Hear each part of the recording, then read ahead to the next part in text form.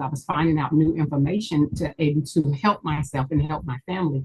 I Really? lost 50 pounds doing that. So I was doing the fasting and all that stuff. And because of my stress level and my cortisol level going down and Mm. all of the stuff that you were teaching, it just helped my stress level go down. And I was able to lose the weight and sleep better. So Oh, that's what's wow. important too, because now I'm down 53 pounds total Oh, wow. Let's go. since I joined your class. Let's go. That's amazing. That's amazing. That's amazing. Oh, have you taken a look at the student loan section in Forbidden Credit? You know, I'm getting ready to. I made that section thinking about you. Exactly. I remember you That telling me that section I made thinking about you. You're gonna love that section. I'm gonna love it. Oh man, y'all just know how to get to me. I swear. I'll be. All right. Good morning, everyone. YouTube, welcome. Facebook, welcome. School. We're inside of school as well, Hetty.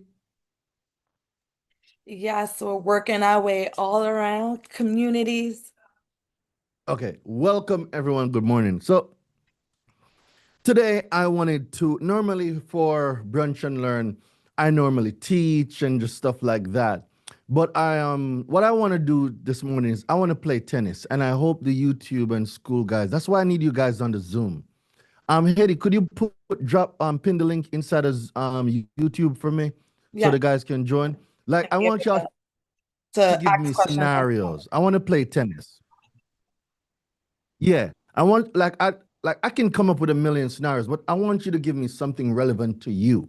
I can make up all the hypotheticals in the world, but give me something that I can use and I can give you something in real time. Yeah, I don't want to pat myself on the back, but yes, I'm that good. There's no, there's no situation in credit, like no scenario in credit that I have not encountered or a student hasn't encountered and I don't have a solution for. Especially with the arsenal of forbidden I do not think there's any situation in credit that I don't have a strategy for. It's impossible. Unless that thing hasn't happened yet. So, guys, don't be shy this morning. This morning is not, you're not just gonna listen to the rain this morning. Give me some examples, something. Everybody's here because of something.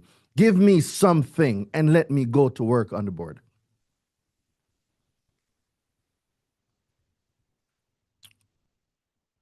All right. So remember now, remember, raise your hands, bottom of the screen, raise hand button, and okay. Somebody said okay. So y'all are messaging them. Okay. So I would assume then some of y'all are driving and doing other stuff. Perfectly fine. All right. So the first ones I see on the board, we have student loans and we have repos, right, Hetty? Yeah, I see someone put student loans. I see someone put repo. 1 second. Good morning, Miss Gunther. How are you?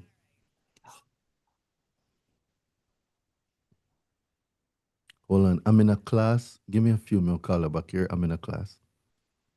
I'll call her back as soon as we finish here. Thanks a lot. All right. Not the accent coming out. It came out. That was my today's seafood Saturdays at the restaurant in Jamaica. So the chef was calling to verify some stuff, but I let my sister and my brother handle that. Did my accent really come out? It came out?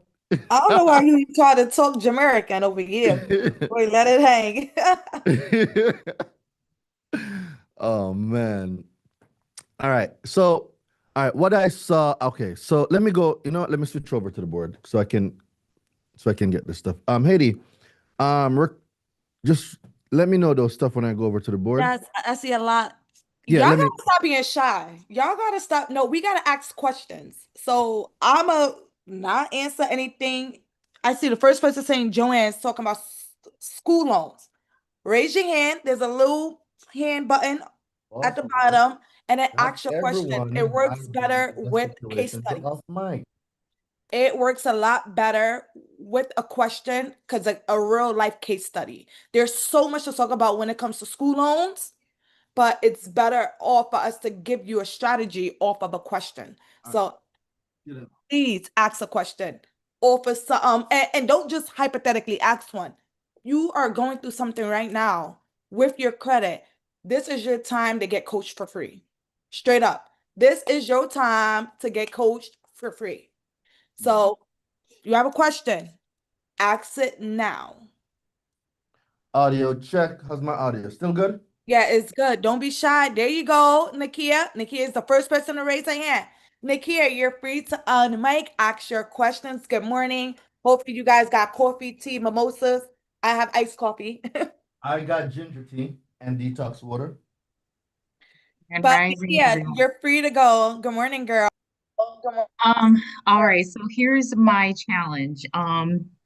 I have a repossession Mm. and I'm currently battling homelessness. Yes, that's my challenge. All right. So we're talking about repo, right? Repo Correct. and possible eviction, right? So these are the two scenarios, correct? Yes, that's correct. All right. So the thing about repo now, were you on the challenge yesterday? No, I wasn't. All right. So I broke down a repo. So when we talk about repossession, right, there's a few things we need to know. There are two main laws for repossession, right? One of the first law that you need to get yourself from, what state are you in? Illinois. Okay, so Illinois repo law. Very important that you know the state law, right? And this is on the state level. And then you need to be familiar with federal laws. Now, the reason why knowing these laws are so important, because federal laws stand absolute, right? But your state laws give the guidelines of how they operate in each state. For example, federal law says that there cannot be what is called a breach of peace, right? So a breach of peace is a scenario where an agent, a repossession agent, breaks the breach of peace. It's not a peaceful repossession. So let me give you a couple scenarios, right? If the repossession person is coming to repossess the car and you say, stop, stop, stop, don't repossess my car, and they still proceed to repossess the car, that is called a breach of peace. If the repossession guy is coming to repo the car and you're inside the car and they hook their repossession car up to it while you're in it, that's battery. If you're in the vehicle and they drive off with your vehicle hooked up, that's kidnapping. All those scenarios are breaches of peace. If you jump on the car while they're attempting to repossess, that's a breach of peace. They have to stop. If they don't, you can sue, and all you need for repossession to win is one violation at a minimum. So other scenarios now are, let's say that you're in a shopping mall and the repo guy is attempting to take the car, you run to the car and you tell them to stop the repo, they have to stop. If you're at home and your car is parked in the driveway but there's no fence and they come onto the property and take the car, that's not a breach of peace. If your property is fenced off or gated and the gate was left open and they come onto the property and take it, that's not a breach of peace. If your gate is closed and they open your gate, that's a breach of peace, right? If your garage is open and your gate is closed and they proceed to open your gate, go to your garage, that's a breach of peace. If your garage is closed but your gate is open, they cannot go on your property and open your garage, that's a breach of peace. If your garage is open and your gate is open, they can proceed to take it because that's not a breach of peace. They did not open forcefully your property to gain access, right? So it's very important that you always are on standby. It's very important that you know what's going on. The next requirement from federal law is that you need to get what is called a pre-sale letter. This pre-sale letter now is a letter that says, hey, Doreen, we have their vehicle. It's going to be at 123 Main Street. We're going to do public or private auction. and you have an opportunity to get the vehicle back by clearing whatever that is past due, right? That's what the language inside of a pre-sale letter will sound like. They're going to tell you that they have the vehicle, when it's going to go for auction, and the time period that you could redeem that vehicle. After the collateral is sold, you have what is called a post-sale, right? A post-sale letter.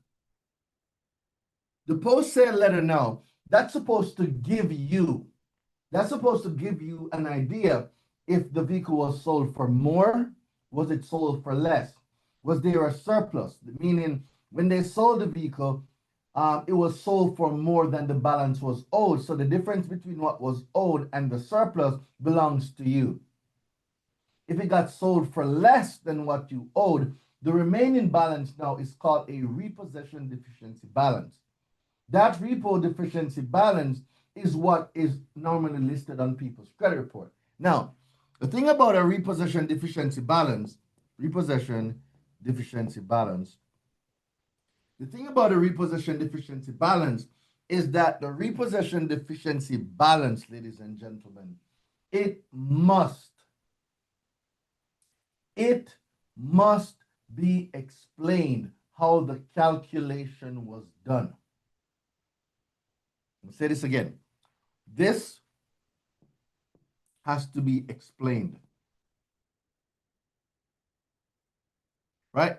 And the law says if the repossession deficiency balance is not explained, a creditor or the person that has the security interest in the collateral cannot attempt any collection.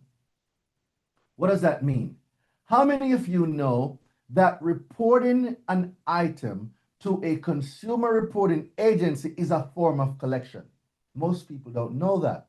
We saw that in a case law between Bank of America and Johnson versus Bank of America, right? So these are the factors. These are the little things that you need to know when it comes to repossession. And the fourth thing is called arm's length transaction.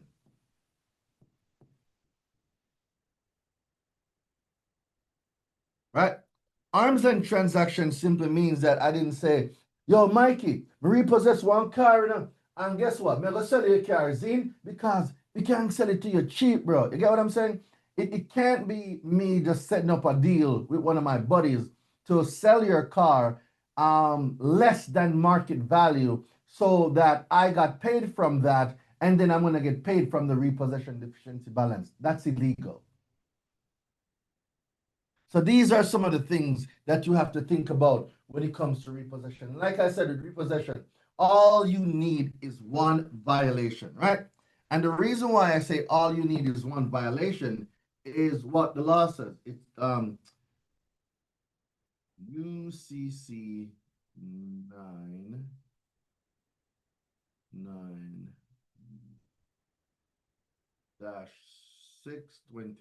Let's see if I remember that correctly. Woo! Look at that. I swear, guys, I do not know how I be remembering this stuff. So when it comes to remedies, right, for secures party, what does failure to comply mean? Can anyone tell me what failure to comply means?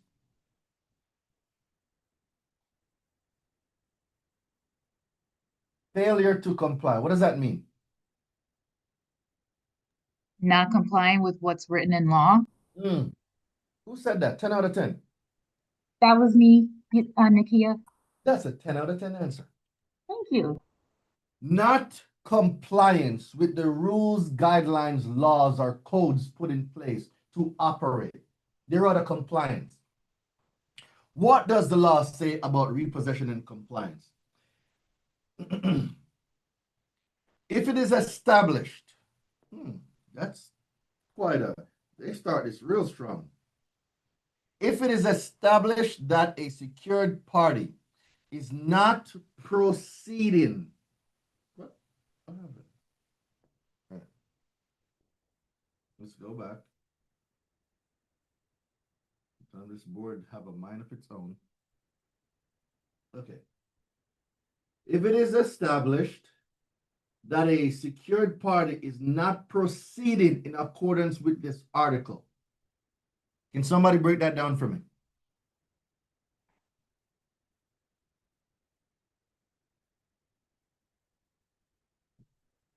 Who can break that down for me?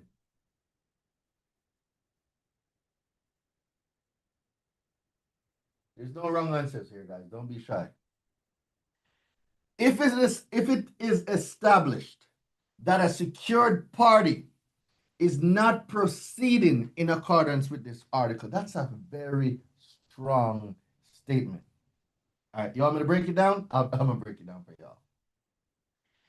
If Capital One or Wells Fargo that is proceeding to repossess a vehicle, if they are not in compliance with what is written here, something's going to happen. That's what it means. If the secured party, Capital One, Wells Fargo, Bank of America, Santander, whoever gave you, quote unquote, that loan, if it's established that that party is not proceeding in accordance with this article, so how do you establish that they are not proceeding with the article? Your disputes. Knowing what the federal laws require.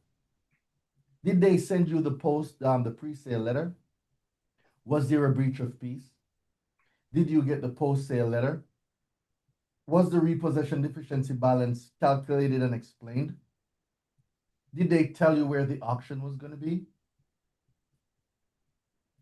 Did they put it on your credit report and they did not explain it? Is everyone following? Yes. This is how you establish it. You're what? What is it, boss lady? What you always tell me? Documentation. Yep. You got to lead with receipts. Your documentation establishes if they did not proceed in accordance with. In accordance with what? If they did not proceed in accordance with this article, a court may order or restrain collection, enforcement, or disposition of collateral on appropriate terms and conditions. Meaning, ladies and gentlemen, if you go to court with the entity and you establish that they did not proceed in accordance with the article, you can request as remedy a restraint in the collection. You can terminate enforcement, or you can request a disposition of the collateral on appropriate terms and conditions. Appropriate terms and conditions for me is different from appropriate terms and conditions for you. My appropriate terms and condition would be this. I would like for them to totally cancel any and all charges related to the account. Furthermore, I would also like to demand that the inaccurate information that's being furnished gets deleted from my consumer report permanently. Furthermore, I require statutory, punitive, actual damages based on the fact that this vehicle is my primary source of transportation and I've lost my job. I cannot go to Uber, DoorDash, Grubhub. I can't do none of that I use on the weekends to bring in extra income. So now I'm behind in bills. I'm emotionally damaged because now I have anxiety at night. Every letter that comes in the mail, I think it's from a debt collector. Y'all see where I'm going with this? Appropriate terms and conditions. I'm going to make it says it, you can make your own terms and conditions. So I'm laying out the conditions and the terms that I want. What's favorable to me? This is why I love repossession so much. It is so good. Right? All right. Damages for non-compliance. Subject to subsection C, D, and F. A person. When we say a person, ladies and gentlemen, what do we mean by a person? What do we mean? What does this word mean? And I will not move on until somebody tells me what it means. What does person mean? A corporation, an entity. The 10 company. out of 10. Mhm. A person is an individual, a person is a consumer, but a person is also a corporation. It's also an entity. It's also a trust. Do not deceive, do not be deceived by the word person. It means, yes, flesh and blood, but it also means a corporation. Right? So if a corporation is liable for damages, so let's use the right words. A corporation is liable for damages in the amount of, what is this? Any loss caused by a failure to comply with this article. So what if your vehicle got repossessed when you were about to start your first day at work and you lost the job? Or you were supposed to go to the airport to catch a flight to go look at a deal and the deal fell through?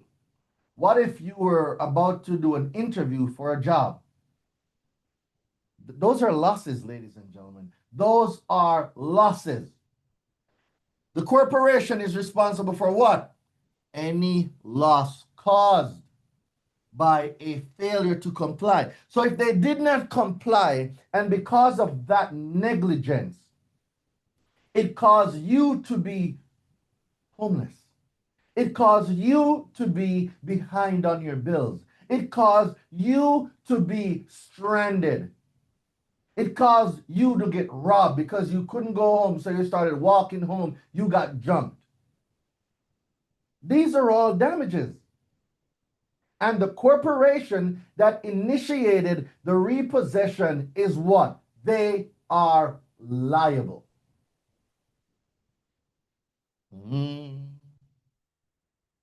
So loss caused by failure to comply may include loss resulting from the debtor's inability to obtain credit. This is one form of loss. So now you have the repo on your credit, but guess what?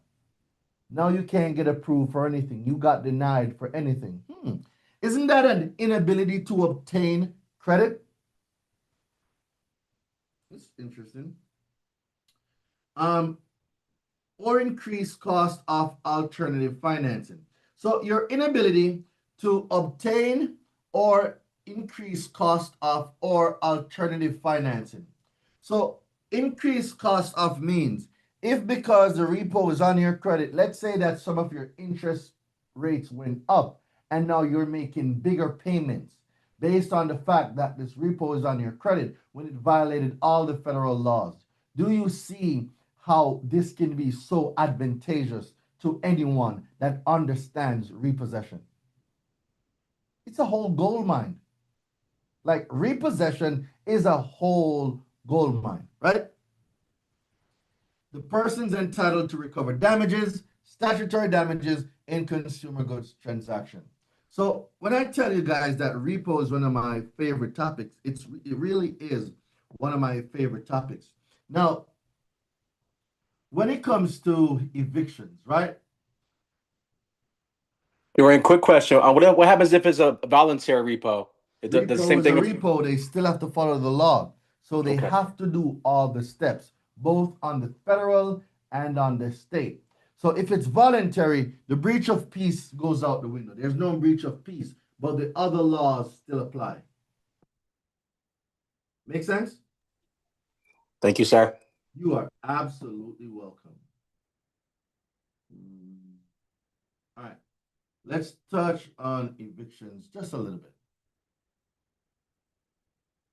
Now, when we're talking about evictions, right? Bad notice, bad service. If a landlord didn't serve the statutory notice properly, dismissal without prejudice, right? Now, there's certain things, guys, you can do to get evictions deleted off of your credit. And evictions are one of the easiest things to get off because of the lack of paperwork, right? The lack of paperwork. So, reporting code violation, eviction filed in retaliation defense, right? Bring inspection reports, photos, all of those stuff. Now, when we're talking about evictions, we're talking about an entity saying that the rain either did not pay his rent or the rain left and he left the place a mess and we had to clean it up. And because of that, we are going to attach a balance to his. Well, did you know that all of those stuff have to be proven? The best time to go after an eviction is not when it is fresh on the report. Now, if the eviction is being attempted to be collected by a debt collector, oh, game on. But sometimes these property management companies, they attempt to collect it as well. Now, the property management company normally has documentation, they have records, they have leases, all this good stuff, right? Rule of thumb, when you're leaving the apartment, make a video or take pictures. Why is that important? Cell phones and cameras these days have a thing called timestamp. It records the date, time, and sometimes location where a photograph or a video was taken, right? So this is something that you can have as proof later on. The next thing, if the eviction is on Experian, TransUnion, Equifax, that's easy to get deleted. It's not a consumer credit transaction. It should not be there. It should only be on specialized consumer reporting agency who only reports that information.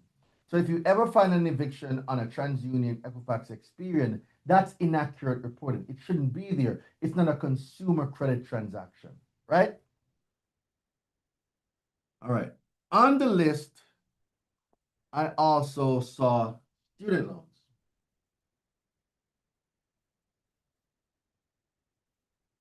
Now, student loans,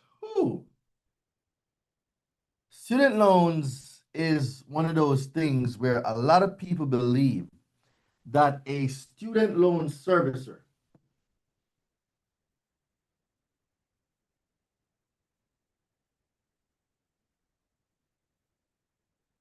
right? A student loan servicer has so much power. Can somebody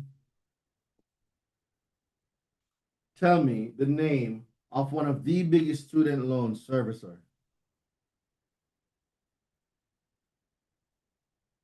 Who do you know that services student loan? Navient. Huh? Y'all heard what happened to them? Navient.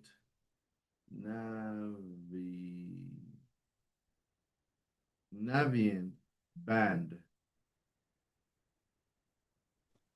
from servicing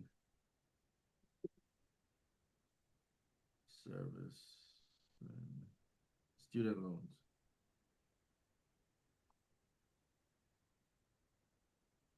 It's interesting. I wonder why, how could a servicer be banned from servicing student loan? Don't you find that weird? That a servicer is banned? What could they have done? Well, if you believe that these student loan servicers are operating with integrity, if you believe that these student loan servicers are operating in your best interest, you're in for a rude awakening.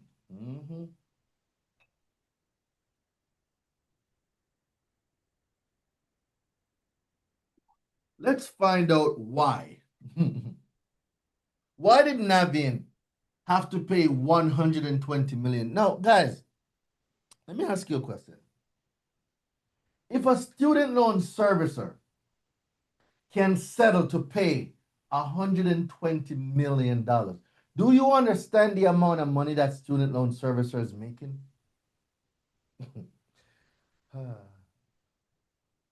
Always the rain connecting the dots, huh? Okay, let me say this again. Y'all ever wondered why y'all keep paying this damn student loan, but the loan ain't going nowhere? Wasn't going there.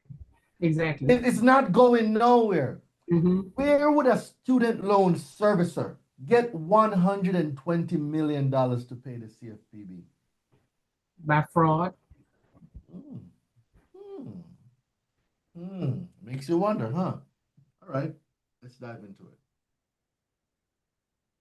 The CFPB filed a proposed order against the student loan servicer Navient for its what? For its what? Years of failures. Years. Where's my highlighter? For its years of failures and law breaking. How could a student loan servicer break the law? See, guys, I want you to start asking yourselves the right questions. It's a student loan servicer. Shouldn't it just service whatever it's servicing and go about its business? No, that's not what was happening. There were misapplied. You know what, Doreen, before you go off on a tangent, let's not do that right now. If entered by the court, the proposed order would permanently, this word, you're looking to permanently ban. Do you understand that you have to be the worst company to be permanently banned? It didn't say we're going to suspend them for a month or 2 or 3 or even a year. It says what? Permanently ban them. You gotta be a disgusting servicer. Let's find out why. The order would permanently ban the company from servicing federal direct loans and would forbid the company from directly servicing or acquiring most loans under the FERPA, right? Federal Family Education Loan Program. This includes FERPA and all these other laws and stuff. These bans would largely remove Navient from a market where it, among other illegal actions, among other illegal actions, steered numerous student loan borrowers into costly repayment options. I wonder why. All these payments and loan modifications and all of these different things that you guys were doing, thinking that, yes, I can finally get ahead. Wrong. If you are not on top of your stuff, a person that does not know their rights have no rights. Right? They steered numerous student loan borrowers into costly repayment options. Navient also illegally deprived student borrowers of opportunities to enroll in more affordable income-driven repayment plans and force them to pay much more than they should have. Wow.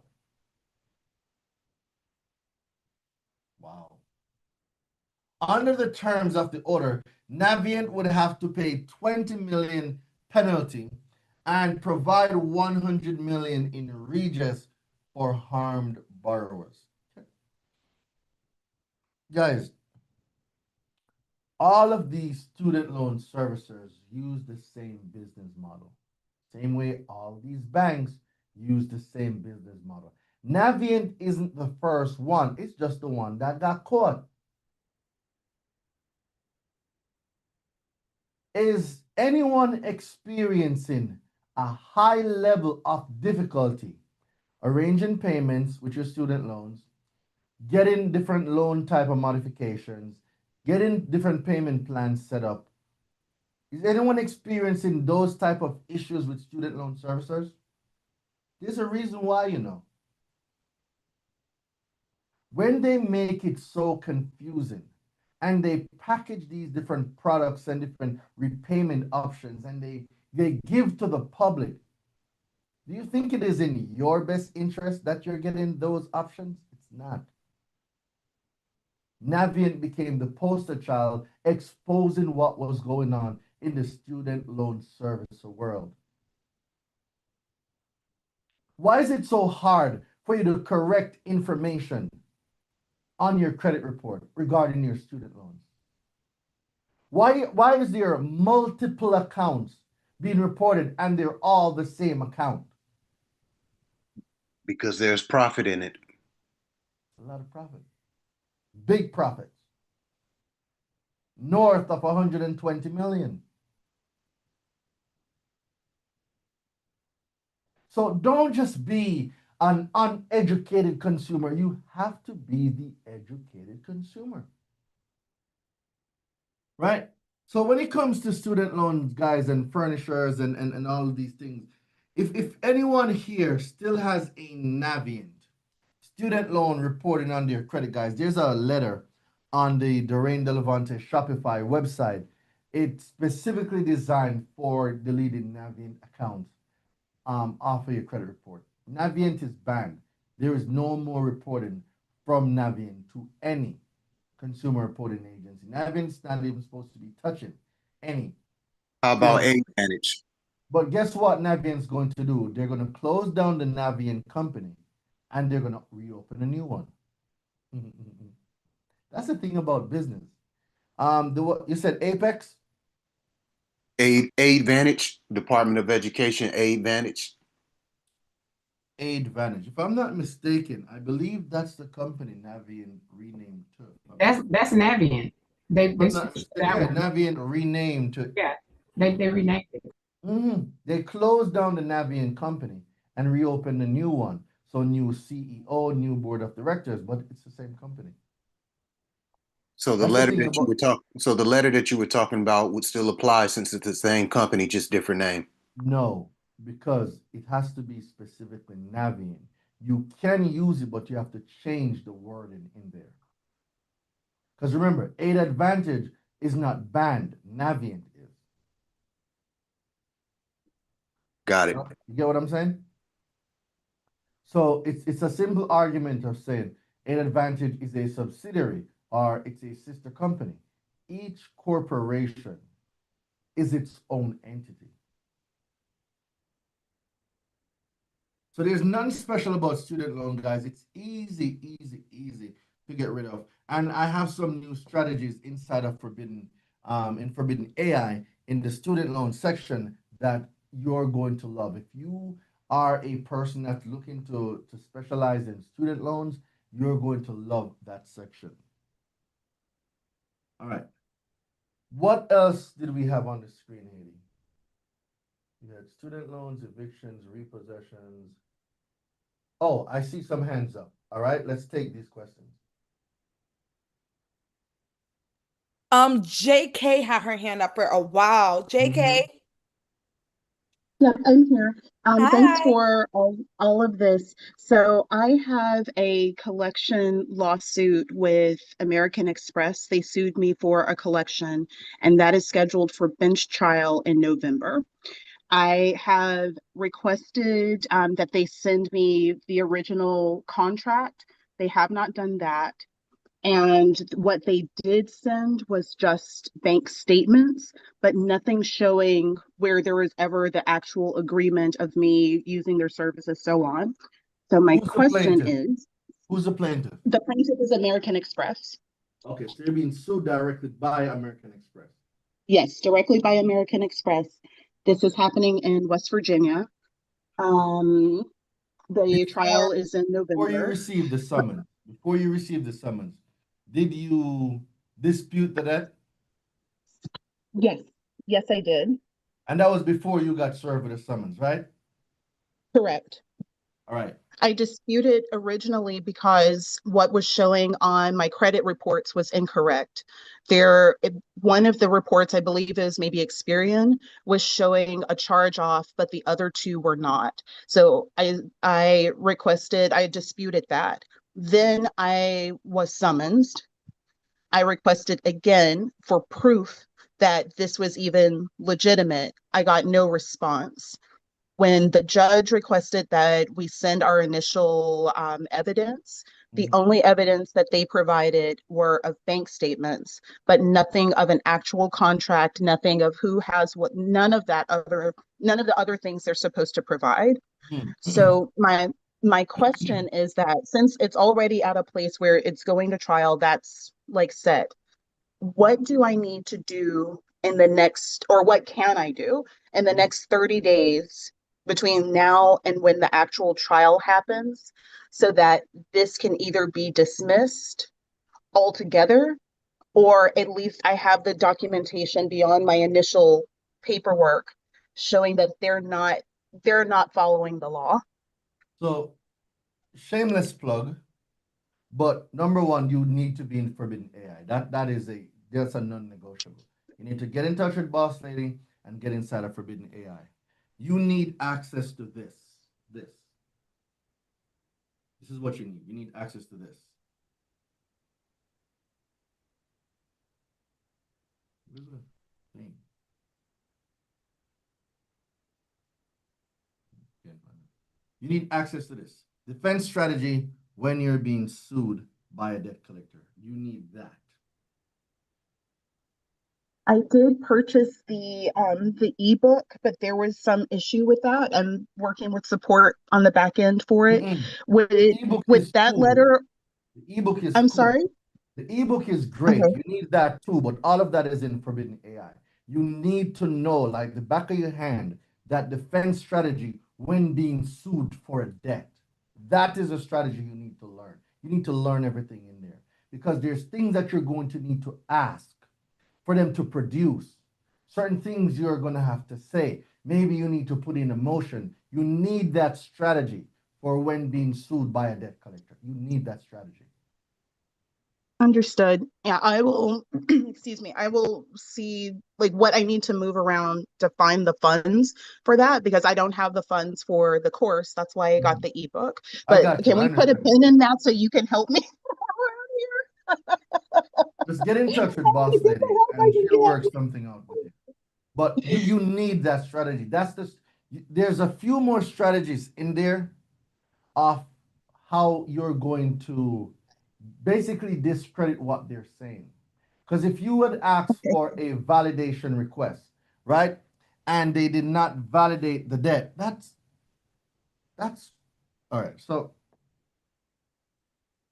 in Hinkle versus Midland, right? In Hinkle versus Midland, there's a lot of different options for you to use in your defense against any debt collector, right? Validation, proof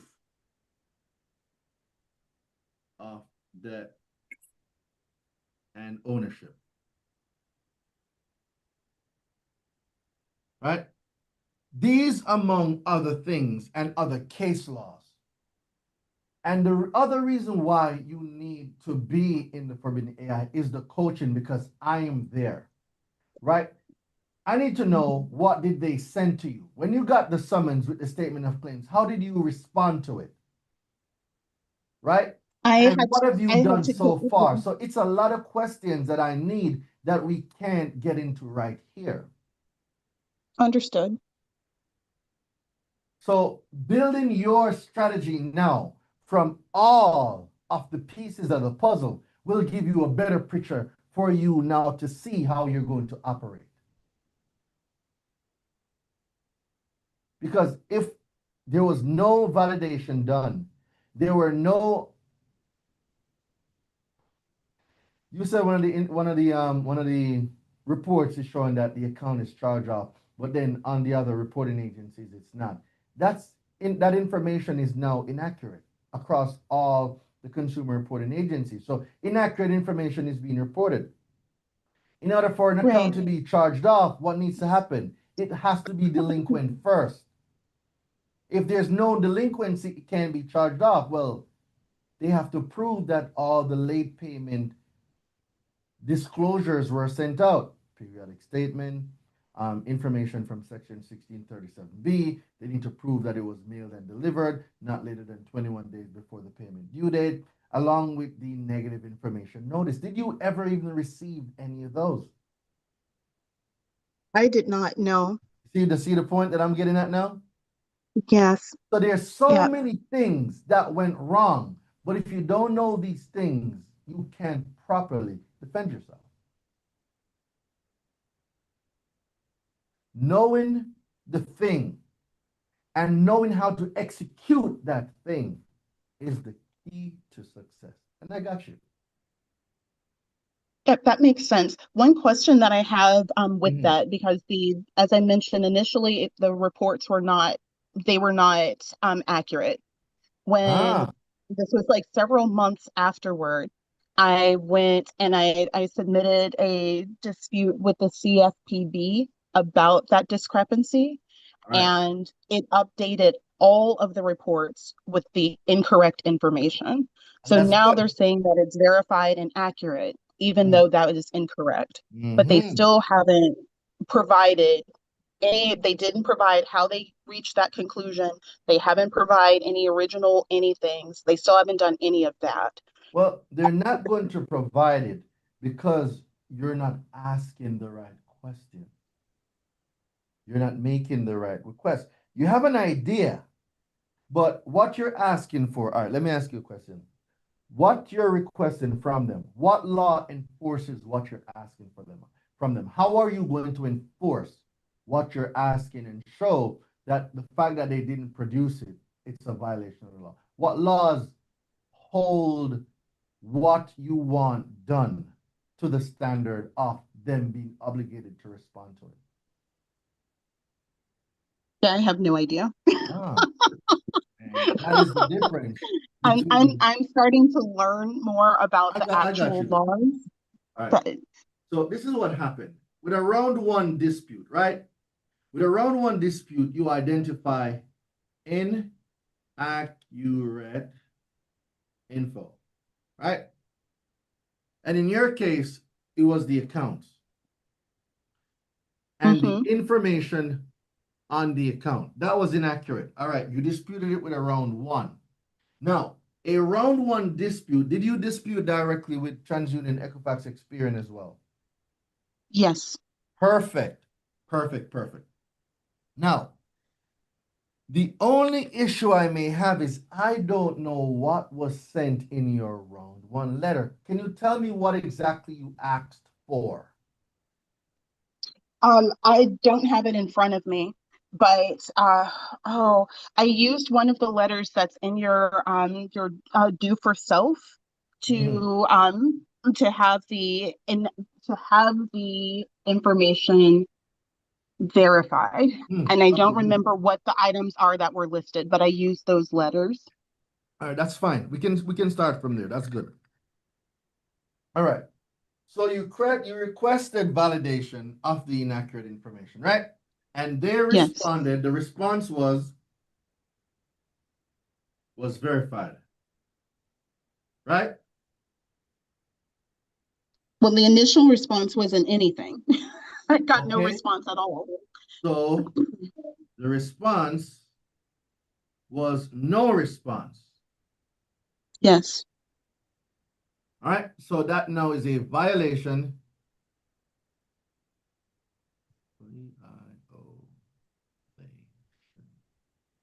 of the 30-day rule. So this now is an 1681I a violation. Okay. So at what point did they respond to you with verified and validated? What point? That was after this would have been like I guess the second round, and this was So you sent out a after round the two? summons. Yes, because All I right. initially, so the order was first I saw that this information was inaccurate on my Mhm. reports. I sent out the letters to each of the bureaus. Some maybe like a month or two after that, I got a summons from Amex saying that I was being sued for collections. I sent a letter to Amex saying disputing this and asking them for verification. I Mhm. got no response from them either. Then I submitted a complaint at CFPB, Mhm. and they are the ones who said that it was shown, it was verified and accurate. and all of my credit reports were updated with that initial inaccurate charge off and those inaccurate dates. And I have the credit reports from each of those points. The CFPB screen. Can you access your CFPB portal to get that printed out with the response? That's going to be important. I believe so. All right. Now, a crucial part that you missed is this request. This is one of the most crucial requests, and it sounds like you never got to send this one out. It's called the I-6B3. It's a request of the description of the procedure used to verify accurate, verified, or validated information. And this law gives a corporation 15 days to respond. You still have enough stuff. The only thing we're going to need to do is we just need to organize them and build a strategy off of that. So what I'll be focused on in Forbidden AI with you is we're going to have this same conversation again, but this time I'll be able to take detailed notes. And from that detailed notes now, I'm going to build you a strategy specifically for you.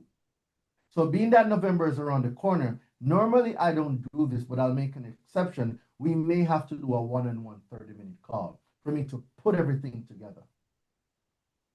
And then once we get everything together, I'll give you your strategy. But you're going to need a one-on-one.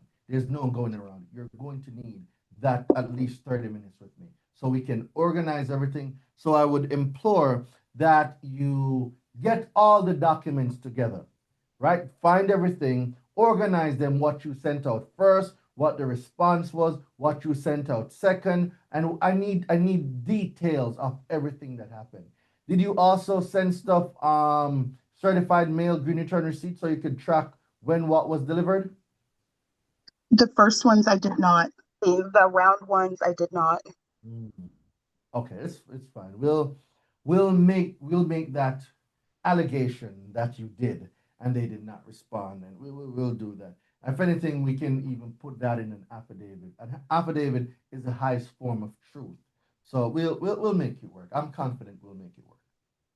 Okay, thank you. You will need one-on-one. There's don't going around that part. You're gonna need it. And thanks a lot. You're absolutely welcome. All right, boss lady. Yes, I don't see no more hands up. Did you guys put your hands up? I think it was Alan. I could have sworn I saw Alan. Nope. All right, Shelly got her hand up. I put it up because I had some stuff I put in the chat. Like I said, we were back to the repos. What if they get into the parking lot at your job that was fenced? Would that be a breach of contract? That was my questions. Because you don't own that property.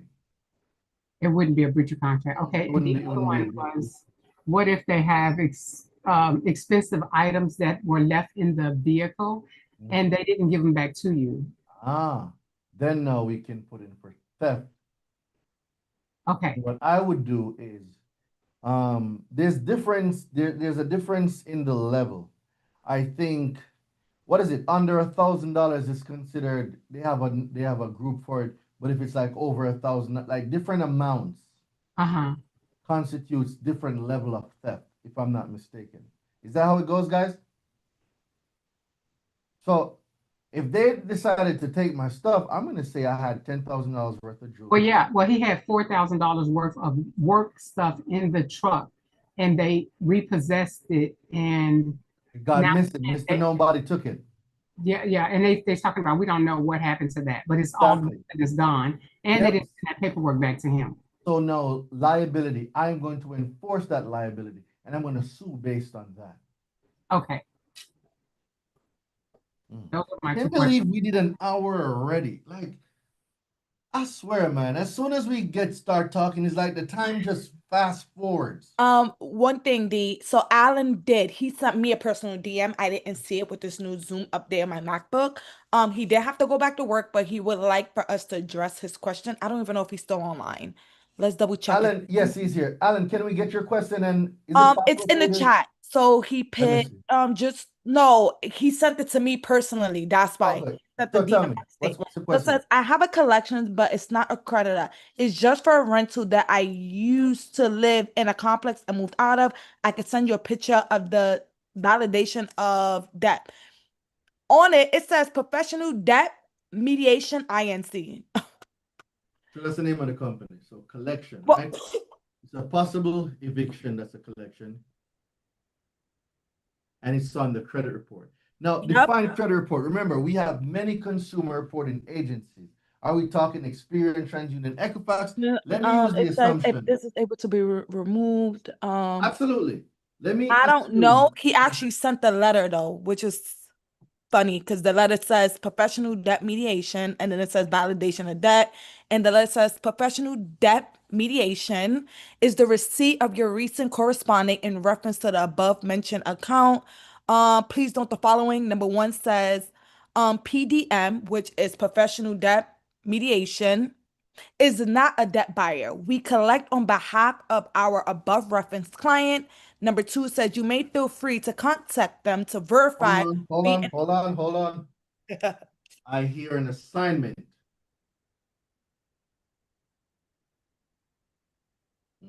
Go ahead. They got assigned to that. Yep. Two says you may feel free to contact them to verify we, in fact, are authorized to collect on their behalf. And then number three says your original balance placed where PDMS was $1,499 $3.81. But now it says your current balance is 1,300. No, I'm lying. It's $14,993. Wait, it jumped from 1,000 to 14,000? No, so the first one was $14,993. And then it says your current balance is $13,906. And then it says, as of a third-party debt collection company, PDM does not add any fees to your account. And there's another one. It says PDM is under no obligations to prove. No, it says to provide you proof of our licensing in your state or information concerning our bond. You may feel free to contact the appropriate authorities in the state in which you reside to obtain this information.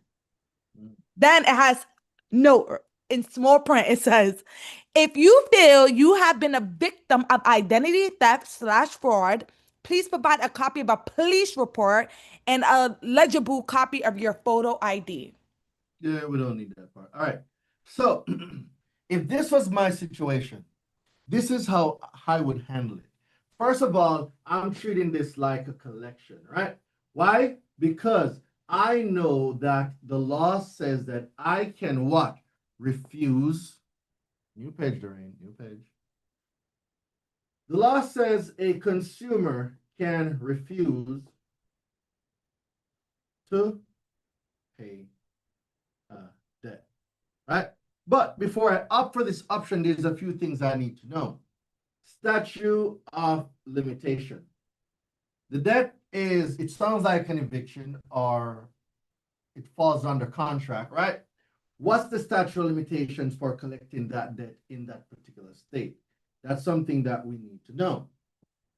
The next thing that we need to send out is a 12 CFR 1006.34C, notice for validations of debt, right? So now they have to provide all relevant validation information.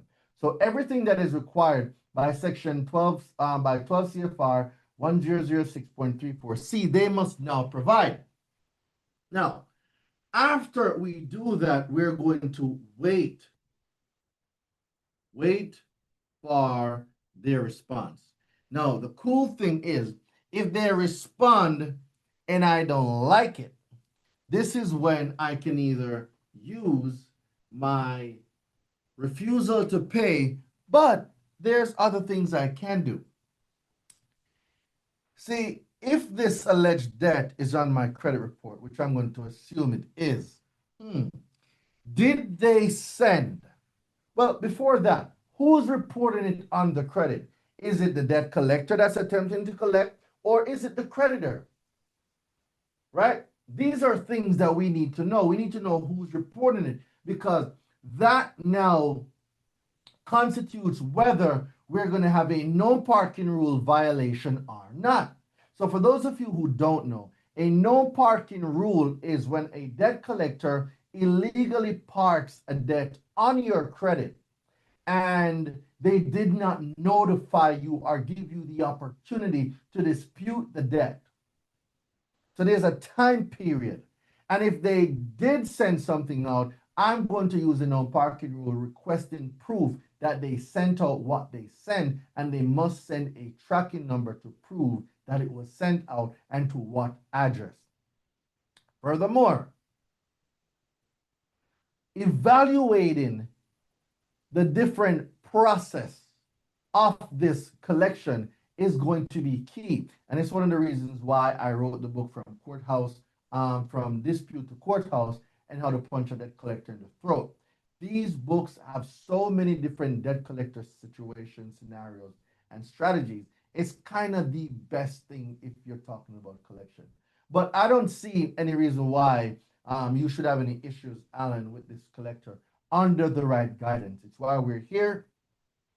It's why Forbidden AI was created. It was created so that people like you, people that's hardworking, people that's handling their business, and life happens. Guess what? It is not the end of the world, ladies and gentlemen. There are a lot of things you can do. And with technology the way it is now, there has never been an easier time to repair your credit than now. Like, now is the easiest time known to man to repair your credit because of how fast we can access information. The big difference is not everyone knows how to access it. Yes, the information is there, but there's a difference between a person that knows exactly what to do and someone that's figuring it out. Big difference, right? For those of you that were here yesterday, I ran the scenario with asking the AI to give us a late payment deletion letter. The creditor reported it. I sent it round one to dispute and got that letter in return. All right. So you did not, was it a validation request? Like, you have to, when it comes to the round one, it's very important that the round one is a validation request, because once a validation request is sent, all debt collection activity must stop. And this now gives you leverage so you can sue, because if they did not remove the collection from your credit or update your credit report that the item is being disputed, so on and so forth, you have the laws on your side that you can enforce. So there's a lot that it seems that we need to cover, Alan, and I'll be looking forward to going over this with you in Forbidden AI. Guys, it's a lot of stuff, and I wish I could teach y'all this in 6 days. It's just not enough time. It's not. And you can see, like, an hour went by so fast. We did what? Almost 5 days, 2 hours, 2.5 hours. We did almost 12 hours, and we still didn't have enough time. So for those of you that wants to learn more how to really use artificial intelligence now, case laws, and consumer laws, now is the best time, guys. The Forbidden AI course, it is officially open. We're enrolling students, first come, first serve, but this opening price will not last forever, because this course, there's too much stuff in this course for me to give it at such a discount. But you guys are the first students to be inside of Forbidden AI. So I am opening up to you at a steep discount. And guys, I'm not here to convince you, to tell you that you need to join it because it's the best thing that's ever been created. You see that for yourself. the guy that's teaching you, he might know what he's talking about.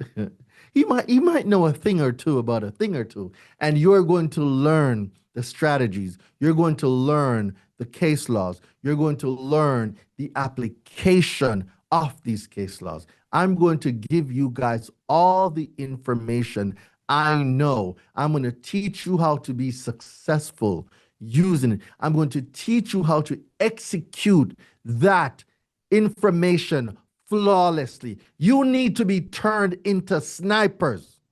I'm going to turn you into snipers. What the 95% they're doing, they're just shooting blind, hoping to hit a target. That's not what we're doing. We are snipers. We are going to dial in our disputes on our specific thing. Target locked. Take a deep breath, exhale, and we're going to pull the trigger. We will be accurate about what we dispute. We're not just going to put random stuff on a dispute letter, hoping something falls off. We don't play that game over here. I train snipers, ladies and gentlemen. We know exactly what dispute to use for what inaccurate information. We know what consumer law to use to enforce the deletion. And if they do not comply, we know what case law to use to either get paid or get the item permanently deleted. That's what we do over here. So if you want to learn how to become a sniper, Forbidden AI is the training that's going to get you there. If you want to keep throwing stuff at the wall, figure it out yourself, hey, I'm not against it. You got to do you. But if you really want to learn this stuff and the coaching that comes with it, Forbidden AI is the program for you. Thank you guys for joining me for another Brunch and Learn. Guys, I love this stuff. I live, breathe, sleep this stuff. It even surprises me sometimes how I'm able to remember this stuff. I have no clue, but I do. I just remember it. You don't need to remember it. I'm here. I'm going to teach you guys how to find what you're looking for. The marketplace has changed, ladies and gentlemen. You don't need to memorize everything anymore. You need to learn now how to find. That's what I need to teach you. How do you find what you're looking for? That's what you're going to learn. You don't need to memorize the entire Fair Credit Reporting Act. You don't need to memorize the whole FDCPA like the rain. You don't need to memorize none of that anymore. Information is available, and it's available for everyone to use, and it is fast. Let me teach you how to find what you're looking for. Ladies and gentlemen, it's been a complete pleasure. We've spent the last 6 days together. See you guys soon. Class starts next week. I'll be looking forward to seeing each and every one of you. Have an amazing rest of your day. Hey, What's going on? So it's there for us to buy now, right? I just woke up. Yeah, man. Boss Lady got you guys covered. Okay, just go in and get it. Our price and everything, right? Yeah, man. Everything is there for you guys. If you have any question, Mikey, you can email Boss Lady, but we have a coupon code set up for university and connoisseur. Okay, all right. Thank you, man. Oh, Shelly, I didn't even see your hand. When you sneak that hand up there, Shelly? I put that hand up there before you start giving all of that in stuff, but I just wanted to tell you that I still never got my 15 minutes, and every time you were Gotcha, Shelly. Yes, okay. You are absolutely right. I want you to email Boss Lady. Let's get that set up for Monday, or we could do it before class on Monday. I owe you that session, and you're going to get it. Okay. So yep. So just email Boss Lady so we can pencil that in the calendar. Yes. Okay, Boss Lady, where's your email? Let me see. It's right in the chat. Okay. As a matter of fact, being that I've been so late, are you going to get 30 minutes? Oh, I got all my stuff written down. So just email Boss Lady and we'll get on at 7:30 on Monday. All right? 7:30 on Monday. I owe you this, so I'm going to just double the session to make up for my my lateness. Yes. Okay. All right. So Monday 7:30, and then we'll go straight into our university call. All right. Okay, thank you. Remember, Eastern Standard Time. Right, Eastern Standard Time. Got you, beautiful. All right, boss lady. Anything before I go? Nothing at all. Thank you guys for showing up on this lovely Saturday, and make sure you get the mastery course and get working. Like, time is only ticking. We're in Q4 officially of the year. We got a few more days before the 1st of October hits, but we got to lock it in. This is the perfect time for everybody to go pull their reports on a Saturday, highlight what's incorrect, and start putting your dispute packages together. Start putting them together. The post office is open today, so if you want to print your letters out, mail them. Don't forget the green return receipt, because you need Absolutely critical. Critical for record keeping. Record keeping is a priority, because what D always says, you have to be able to prove it. It's not what you know, guys. It's what you can prove. Record keeping is important. Organization, 100%. taking copies of everything, down to the certified mail slip you filled out, the green return slip you filled out. Keep copies of everything, because at least you have your package. Like, this is all my evidence that I package things the correct way. I am tracking it. Once you also, I tell people this, they forget to print out the proof that they received it through the mail too, because that's your timestamp. Oh, let me show you guys an example. I'm glad you brought that up before I go, guys. This is how you do it. So let me share a screen. I'm glad you brought that up, Hedy. I don't remember if I'd shown you guys how to check when your stuff gets delivered. So you'd go to USPS tracking, right? USPS tracking. You can do it right here, or you could just go on the post office website, and then the number that's on your green return receipt, you just put it right here. And when you put it right here, you hit track, and then it's going to show you. All you got to do is Control P if you have Windows, or Command P if you got Mac or Apple or whatever, and print it out, because it's going to tell you where it got delivered to. If someone collected it, like it's going to give you down to the time it was delivered. So accurate. All right. And you print this out and you put it with your documents. So when they say, oh, we never received it, objection, Your Honor, Exhibit A clearly shows that the round one dispute letter was delivered to 123 Main Street at 1 p.m. on Saturday, June 1st, and it was collected by blah, blah, blah. Come on, you can't mess with me with that type of detail. Yep. Yeah. I like the objection part too. Objection, I swear to God, that's my favorite part when I'm in court. I like to object. Objection. I like. Doreen, what are you objecting to? I don't even know. I just object sometimes. I just know. Anyway, later, guys. I'll see you guys for class next week. Admit to nothing, deny everything.